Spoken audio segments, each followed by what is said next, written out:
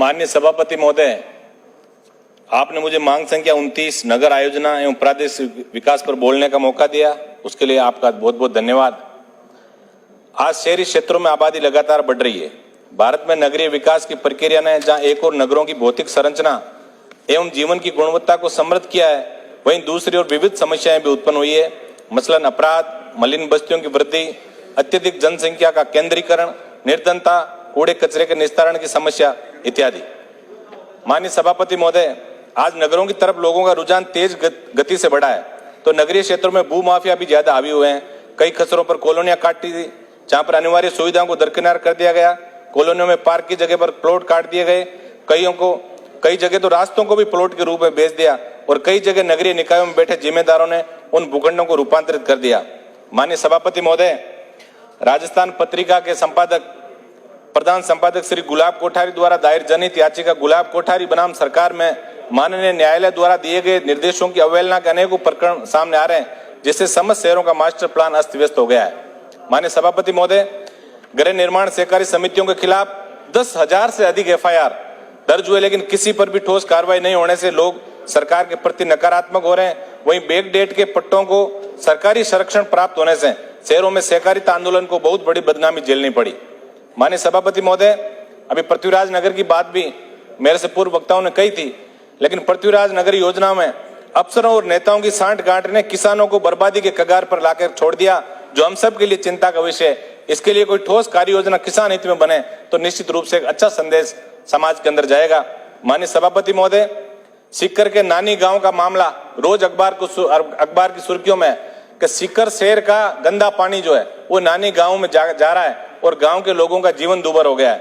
इसके अलावा गंगानगर में L&T कंपनी के द्वारा सीवरेज और पेयजल की जो योजनाओं में काम किया गया उसको लेकर शहर बचाओ संघर्ष समिति काफी दिनों से वहां धरना प्रदर्शन भी कर रही है। तो ऐसे मामलों में तुरंत संज्ञान लेके कोई उचित कार्रवाई किया, जब मंत्री जी जवाब दें तब निश्चित रूप से इसमें कोई न कोई बड़ी कार्रवाई का आश्वासन हम चाहेंगे।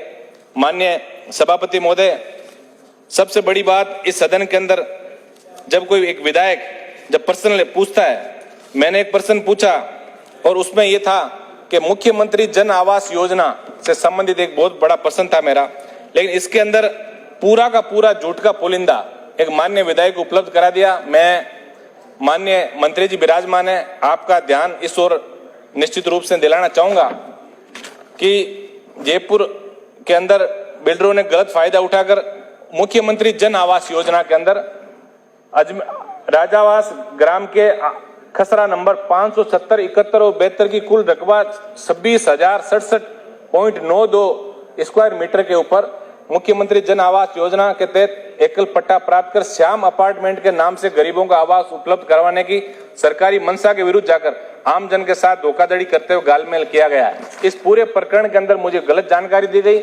मैं आपके माध्यम से मंत्री जी का ध्यान आकर्षित करूंगा कि इस पूरे प्रकरण को आप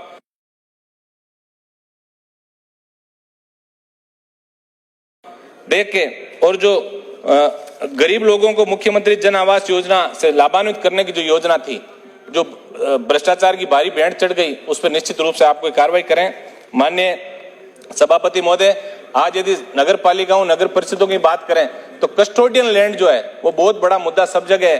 कस्टोडियन लैंड पे वहां के भूमाफियाओं ने कब्जे कर रखे हैं, तो इसके ऊपर कोई ना कोई ठोस कार्य योजना, हमें लीगल एस्पेक्ट्स भी है इसके अंदर बहुत सारे, तो कानूनी जो प्रक्रिया अपना के और इसके ऊपर कोई कार्य योजना बने ताकि भूमाफिया जो है जो तेजी से हर नगर पालिका और नगर परिषद में पनप रहे, उन पे कहीं ना कहीं लगाम लगे। मैं माननीय मंत्री जी का ध्यान इस ओर भी आकर्षित करूंगा कि मेरे नागौर जिले को अमृत सिटी के रूप में चयनित किया गया, लेकिन आज भी पानी के लिए वहां की जनता तरस रही है। हमें कहीं भी नहीं लगा कि उस सिटी को हम अमृत सिटी कहें।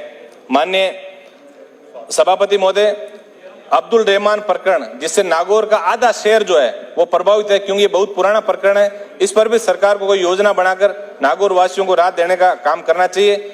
नागौर शहर में पिछले 3-4 साल से 2 ओवर ब्रिज का काम चल रहा है, लेकिन कचवा चाल से विकास रेंग रहा है, जिसे भी सरकार रोड में बनाकर तय सीमा में पूरा करें। माननीय सभापति महोदय, मैं माननीय मंत्री जी से नागौर के विजय वल्लभ चौराहे से कॉलेज रोड होते हुए मानासर तक डिवाइडर बना के और सड़क के चौड़ाईकरण की मांग भी आपके माध्यम से करना चाहूंगा। मेरे विधानसभा क्षेत्र में आने वाले कुचेरा की समस्याओं पर सरकार का ध्यान आकर्षित करूंगा। तो कुचेरा के नागौर बाईपास सड़क से बैरुंजी के मंदिर होते हुए बस स्टैंड से पुलिस थाना होते हुए बुटाटी की तरफ बाईपास तक सड़क को डिवाइडर लगाकर चौड़ा किया जाए, वे रोड लाइटें लगाई जावे। कुचेरा में ढाणियों में पानी की समस्या को पाइपलाइन डालकर दूर किया जाए। कुचेरा की लाइफलाइन माना जाने वाला सबसे पुराना रामसर, कोटेड़ा और नीमड़ा तालाब जो अभी अपेक्षित है, क्योंकि शहर का सारा गंदा पानी, क्योंकि वहाँ ट्रीटमेंट प्लांट भी नहीं है, न वहाँ सीवरेज की सुविधा है, तो सारा गंदा पानी इन तालाबों में जा रहा है। तो इसके लिए भी कोई ठोस कार्य योजना की मैं मांग माननीय मंत्री जी से करूंगा।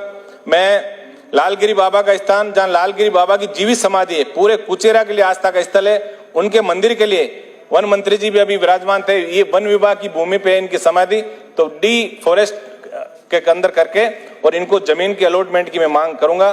कुचेरा व मुंडवा नगर पालिका में सीवरेज और ड्रेनेज हेतु रोड में बनाकर समस्या का समाधान करावें। साथ ही कुचेरा व मुंडवा नगर पालिका क्षेत्र में बड़े कम्युनिटी सेंटर व ऑडिटोरियम तथा खेल स्टेडियम के निर्माण की घोषणा सरकार करें। बाजार में आवारा घूमते पशुओं की समस्या से निजात दिलाने के लिए कुचेरा व मुंडवा में नंदीशाला और कांजी हाउस खोलने की मांग भी मैं मंत्री महोदय से करूंगा। माननीय सभापति महोदय, आरटीआई के तहत हजारों आवेदन जो है वो विभिन्न नगर पालिका और नगर परिषदों में पेंडिंग पड़े, उस पर भी कोई ठोस कार्य योजना बने। अंगूर एवं प्रतिबंधित भूमियों पर नागौर नगर परिषद द्वारा पट्टों की जानकारी हमने पत्रों के माध्यम से कई बार दी, लेकिन आज तक उन पर कोई कार्रवाई नहीं हुई। मैं माननीय मंत्री जी का ध्यान इस ओर आकर्षित करूंगा कि नागौर शहर की 300 करोड़ की जमीन भूमाफियाओं ने दबा ली। उसका स्थानीय पुलिस ने उनको दोषी माना, लेकिन एसओजी जैसी संस्था, जिसको हम बहुत रेपुटेटेड संस्था मानते हैं, उस प्रकरण में एफआईआर लगा दी। तो मैं आपके माध्यम से मांग करूंगा मंत्री जी से कि ऐसे मामलों में तुरंत संज्ञान लेके, क्योंकि एक तरफ हम एक एक रुपए बचा के और सरकार में राजस्व की प्राप्ति की बातें करते हैं, और ऐसे एक एक नगर पालिका और नगर परिषद क्षेत्र में हजारों करोड़ की जमीनें यदि भूमाफियाओं ने दबा ली, तो हमें कहीं ना कहीं इसके ऊपर हमें कार्य योजना बनानी है। माननीय सभापति महोदय, मैं अंबुजा के प्रदूषित धुएं के कारण प्राचीन तालाबों, मुंडवा के ज्ञान तालाब और इनका जो सौंदर्यीकरण खराब हो गया है, इसके ऊपर भी मैं माननीय मंत्री जी से कोई आश्वासन चाहूंगा। अंत में मैं माननीय मुख्यमंत्री जी ने 5 सितंबर 2019 को शिक्षक दिवस के अवसर पर बिड़ला सभागार में प्रदेश के राज्य व राष्ट्रीय स्तर पर सम्मानित शिक्षकों को रियायती दर पर भूखंड अथवा फ्लैट देने की जो घोषणा की थी, और 15 अक्टूबर 2019 को माननीय मुख्यमंत्री जी ने ट्विटर हैंडल पर भी इसे स्वीकृति देने की बात कही थी, वो आज तक पूरी नहीं हुई। तो मैं माननीय मंत्री जी से यह आश्वासन चाहूंगा कि इस मामले में कोई न कोई ठोस कार्य योजना बना के और लोगों को न्याय दे। हम सबका यही प्रयास है कि हमारे शहर सुंदर हो। आपने मुझे बोलने का मौका दिया, बहुत बहुत धन्यवाद।